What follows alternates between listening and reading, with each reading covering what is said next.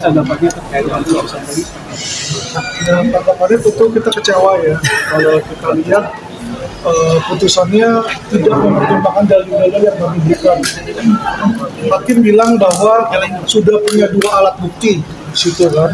Padahal di dalil kami nyatakan bahwa alat bukti keterangan saksi dan keterangan ahli itu nggak ada.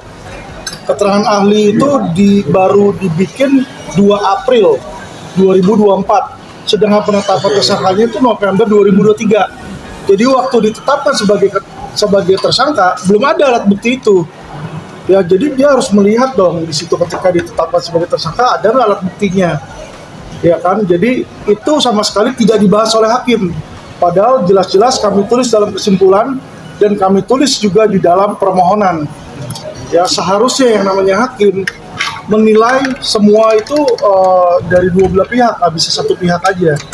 Ya, dan juga mengenai keterangan saksi dia nggak bilang bahwa seluruh keterangan saksi yang ada, ya, yang BAP saksi itu, mereka itu sama sekali tidak tahu tentang tentang perkara itu, nggak pernah lihat, nggak pernah dengar, nggak ada di situ.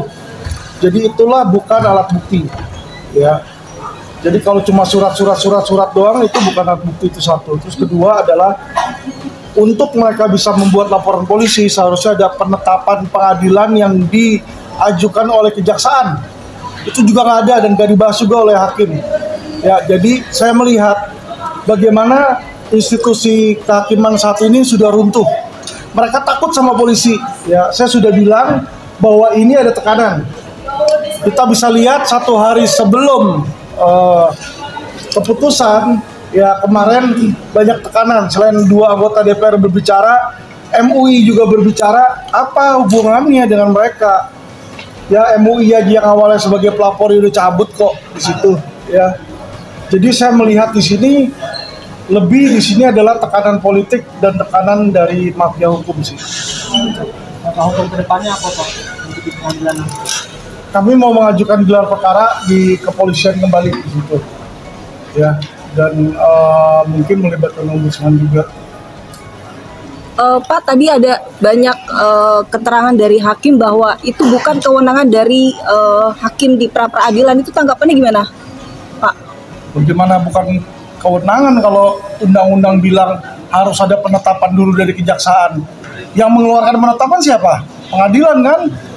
Itu kan kewenangan dia. Jadi saya bingung kalau dia ngomong kayak begitu antara hakimnya goblok atau pura-pura goblok.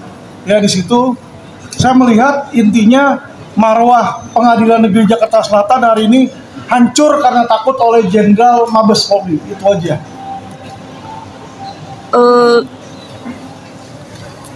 Persiapan ke ombudsman Pak, mungkin ada nanti apa? Oh iya, tentu kita udah siapin juga surat untuk permohonan gelar perkara sebagaimana sesuai perkap ya. Kapan targetnya dilakukan? Minggu ini. Terkait dengan pra-peradilannya atau terkait apa?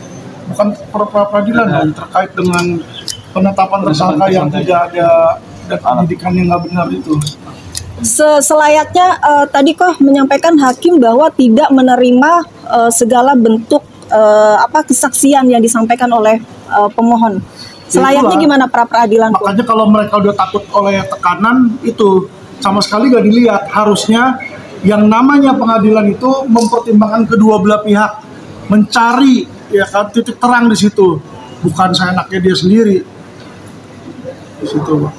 Oke, itu aja. Terima kasih teman-teman. Kalau saya udah keliangan. Oh iya sudah. Jadi kok Udah ngebul masih kalau untuk pegang. Iya.